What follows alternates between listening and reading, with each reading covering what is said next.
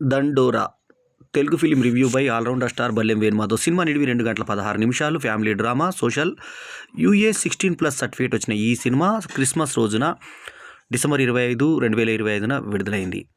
So ఈ వారం release అయిన సినిమాలు ఆల్మోస్ట్ అన్నీ కూడా పాజిటివ్ టాక్తో రావడం, ఏది కూడా అటర్ ఫ్లాప్ రేంజ్లో లేకపోవడం అనేది ఒక విశేషంగా చెప్పాలి. ఈ క్రిస్మస్ రోజు వచ్చిన సినిమాలు అన్నీ కూడా ఆల్మోస్ట్ కొద్దో గొప్ప పేరు గుర్తించుకున్న సినిమాలే. ఛాంపియన్ కావచ్చు, ఆది శంబాల కావచ్చు, దండోర కావచ్చు, అన్నీ కూడా ఒక మంచి టాక్ని తెచ్చుకున్న సినిమాలు కావడం ఒక విశేషం. అట్లాంటి అరుదైన వారాలు కొన్ని వస్తుంటాయి. అట్లా 3 సినిమాలు కూడా ఒక రకంగా చెప్పాలంటే ఎబో యావరేజ్ హిట్ సినిమాల కిందే చెప్పుకోదగ్గ సినిమాలు. సో ఈ సినిమా హీరో వచ్చేసి శివాజీ. మరి కోర్ట్ సినిమాతో ఒక క్యారెక్టర్ ఆర్టిస్ట్గా దిగినటువంటి శివాజీకి రావడమే సూపర్ హిట్ తగిలింది కోర్టు. ఆ తర్వాత ఈ సినిమాలో కూడా అతని పర్ఫార్మెన్స్, ఆ తర్వాత ఈ ఆడియోలో అతను సామాన్లు బయటకు పెట్టడం అంటూ లేడీస్ మీదకి చేసిన కామెంట్ మహిళా కమిషన్ దాకా వెళ్ళడము, ఆ తర్వాత డ్రెస్ మీద కామెంట్ చేయడం మీద కొంచెం వివాదం రావడం కూడా ఈ సినిమాకి ప్లస్ అయింది. ఎందుకంటే ఈ సినిమా ప్రమోషన్లోనే అతను అవాకులు చవాకులు మాట్లాడడం జరిగింది. ఆ అవాకులు చవాకుల మీద రకరకాల మిశ్రమ స్పందనలు, అతనికి పాజిటివ్గా కొందరు, నెగిటివ్గా కొందరు. తమాషా ఏంటంటే అతన్ని సమర్థిస్తూ 93% మంది నెట్లో అతన్ని సమర్థించారు, అతని మాటలు కరెక్ట్ అని. మళ్ళీ దానికి యాంకర్ అనసూయ రియాక్ట్ చేయడం, ఇవంతా కూడా కొంత ఈ సినిమాకి ప్లస్ అయిందని చెప్పాలి. సరే, ఇక ఈ సినిమా సంగతి వస్తే, దండోరా అనే టైటిల్ ఇంతకుముందు ఆర్ నారాయణమూర్తి సినిమాకి దండోరా టైటిల్ ఉంది.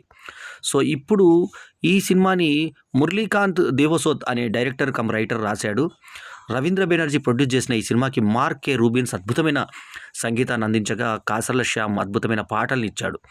ఇక సృజన అడుసుమిల్లి ఎడిటింగ్ కూడా ఈ సినిమాకు ఉపకరించింది. స్క్రీన్ ప్లే బేస్డ్గా వచ్చిన ఈ సినిమాలో నటినట్లు ముందుగా చెప్పుకున్నట్టుగా శివాజీ, తర్వాత మానికా చిక్కల, మౌనికా రెడ్డి, నవదీప్ సర్పంచ్ పాత్రలో, బిందుమాధవి వేశ్య పాత్రలో, రవికృష్ణ తోట ప్రేమికుడు పాత్రలో, తర్వాత రాధ్యా సురేష్ ఒక ఇంపార్టెంట్ పాత్రలో, శ్రీనందు శివాజీ కొడుకుగా, అతని భార్యగానేమో ఇప్పుడు ఇందాకే చెప్పుకున్న మౌనికా రెడ్డి భార్యాభర్తలుగా యాక్ట్ చేశారు. సో శ్రీనంద్ తర్వాత ఈ సినిమాలో మురళీధర్ గౌడ్ ఒక చెప్పుకోదగ్గ బాబాయ్ పాత్రలో నటించాడు. సో కథ ఓపెనింగే మనకేం చూపిస్తారంటే, ఒక బ్రిడ్జ్ పై నుంచి ఒక శవాన్ని అలా దింపుతుంటారు, చెరువులో ఖననం చేస్తుంటారు. అయితే అది ఎవరిది? మన నవదీప్ వాళ్ళ తల్లిది. ఆ సగంలో తీస్తుంటే కింద పడిపోతుంది అది. అయ్యో అమ్మ అని గట్టిగా అరుస్తాడు. దండోరా అని వేశారు. ఇక 2019 కథకు వచ్చారు. 2019లో జరుగుతుంది. అంటే ఇదేంటి 80s కథగా మనకు అర్థమవుతుంది. సో ఈ చిన్న కుర్రాడు ఎవరైతే అమ్మ అని అరిచాడో, అంత్యక్రియలు లేక ఎక్కడో నదిలో చేయాల్సినటువంటి పరిస్థితి ఏర్పడేటువంటి ఆ దుర్దర్శ ఉన్నటువంటి ఆ ఊర్లకి అతను చిన్న, అంటే ఒక రకంగా చెప్పాలంటే ఇక్కడ మనము ఎక్కువ కులము తక్కువ కులం అని చెప్పుకోకుండా రిజర్వ్డ్ కులం అని అందుకుందాం. ఎందుకంటే ఏ కులాన్ని కూడా కించపరిచే ఉద్దేశం ఉండదు ఇక్కడ. సో కాబట్టి అప్పుడు అగ్రవర్ణాలు, భిన్న వర్ణాలు అనుకుందాం పోని. సో అగ్రవర్ణాలకు సంబంధించినటువంటి కాకుండా భిన్న వర్గాలకు చెందినటువంటి ఆ వ్యక్తి సర్పంచ్గా జనరల్లీ రిజర్వేషన్ ఉంటుంది కాబట్టి నవదీప్ సర్పంచ్గా అయ్యాడు. అయిన తర్వాత అక్కడ శివాజీ చనిపోయాడు. శివాజీ పాత్ర పేరు శివాజీ చనిపోయినప్పుడు గడ్డంతో శివాజీ గెటప్ అదంతా తెల్లగడం, మంచిగా ఒక మిడిల్ ఏజ్డ్ పర్సన్ లాగా ఉన్నాడు. చనిపోయినప్పుడు అతనికి ఒక కూతురు ఉంది, ఒక కొడుకున్నాడు. సో చనిపోయినప్పటికీ కూతురు లేదు. సో ఆయనకు ఒక కొడుకు కూతురు అయితే ఆ ఫ్యామిలీ అది. సో ఇక్కడ GHMCలో పనిచేసేటువంటి నందు, అతని భార్య ఇందాకే నేను చెప్పినట్టుగా మౌనికా రెడ్డి, వాళ్ళిద్దరు జంటకి ఒక అమ్మాయి, ఒక స్కూల్ గోయింగ్ అమ్మాయి. సో ఆమె పిక్నిక్ ఒక 20,000 అడుగుతుంది. ఇండస్ట్రియల్ టూర్ అంటుంది. కేరళకి ఎందుకమ్మా, ఇక్కడే వెళ్ళొచ్చు కదా, మన BHL దగ్గర పటాన్చెరు దగ్గర బోల్డ్ ఇండస్ట్రీస్ ఉంటాయంటే, ఇది ఇండస్ట్రియల్ టూర్ డాడీ, పిక్నిక్ కాదని చెప్పి అనడము. నా దగ్గర డబ్బులు లేవంటే ఈమె బూటీకి పెట్టుకుంటానని మౌనికా రెడ్డి అనడము.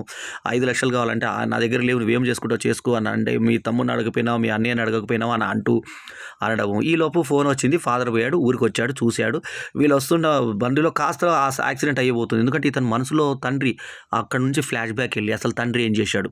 తండ్రి ఒక వేశ్య దగ్గరికి వెళ్తాడు, ఎవరు లేకపోతే. ఆ వేశ్యని ఎవరు? బిందుమాధవి చేసింది. ఆ వేశ్యకు కూతురు ఉంటుంది. ఆ కూతుర్ని ఇతను కూతురులాగా పెంచుకుంటాడు. సో, ఆ వేశ్యతో అతను శారీరక సంభోగం చేశాడా లేదా అన్నది చూపించలేదు మనకి. చూపించకుండా చాలా అందంగా వాళ్ళ మధ్య ఒక కెమిస్ట్రీ వర్కౌట్ చేసిన తర్వాత ఆమెను ఇంటికి తెచ్చుకున్నట్టుగా, ఆమె కూతుర్ని తన కూతురుగా సాక్కున్నట్టుగా చూపిస్తారు.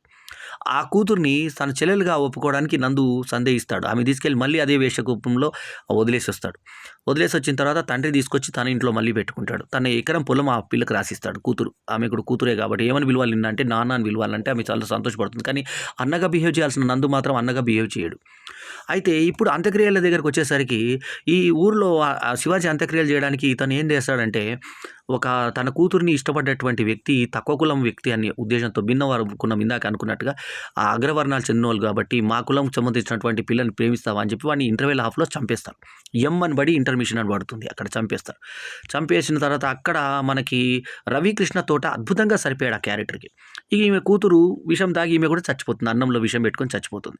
ఇద్దరు చనిపోయినాకు ఇక కొడుకు నందు కోప్పడి బయటికెళ్ళిపోతాడు. అసలు యాక్చువల్ ధైర్యంగా ఈ అబ్బాయి చెప్తాడు రవికృష్ణ నేను ఇష్టపడుతున్నాను మీ అమ్మాయిని అంటే, నీ కులమేందిరా మా కులమేందిరా అని చెప్పేసి వద్దనుకుంటాడు. కూతురు చనిపోవడంతో, ఈ కొడుకు వెళ్ళిపోవడంతో, భార్య కూడా వెళ్ళిపోవడంతో ఇక ఎవరు లేరు ఇంట్లో. భార్య ఉండదు శివాజీకి. సో, బిందు మాధవ్‌ని పెట్టుకుంటాడు.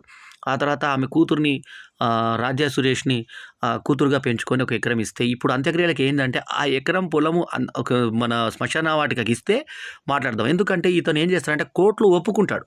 మేము హత్య చేసాం అతన్ని అని 3 ఇయర్స్ తర్వాత నా మనసు ఒప్పుకోవట్లేదని ఆ వేశ్యతో మాట్లాడిన తర్వాత నా మనసు ఒప్పుకోవట్లేదు. నా కూతురిని ఇష్టపడ్డవాడిని మేము చంపించాం మా కులం కోసము అని చెప్పేసి ఒప్పేసుకుంటాడు. ఒప్పేసుకోగానే అందరికి శిక్షలు పడతాయి. ఇతను 10 ఏళ్ళు పడుతుంది, అతనికి 5 ఏళ్ళు పడుతుంది. కారాగార శిక్ష తర్వాత ఇతను చనిపోతాడు. ఇంక ఇప్పుడు మేము శ్మశానానికి రాము, మేము కుల పెద్దలం ఎవ్వరం రాము ఇతని అంత్యక్రియలకు అని చెప్పి వాళ్ళందరూ వెనక్కి వెళ్ళిపోతారు. వెళ్ళిపోయిన తర్వాత ఎకరం పొలం గనుక ఇతనికి ఇస్తే, ఆ శ్మశానం పక్కనే ఉన్న ఎకరం పొలం గనుక ఇస్తే మేము మీ నాన్నకి అంత్యక్రియలకు లేదా ఆ చెరువులు వేసేసుకోండి అని చెప్పేసి చెప్తే, ఈ మధ్యలో శ్రీనందు శ్మశానానికి కట్టెలు తెప్పియడము, ఆ తర్వాత టెంట్ హౌస్‌ని తెప్పిస్తే టెంట్ వాడేమో వనిత ఓ వనిత అని పాట పెట్టుకుంటూ వస్తారు.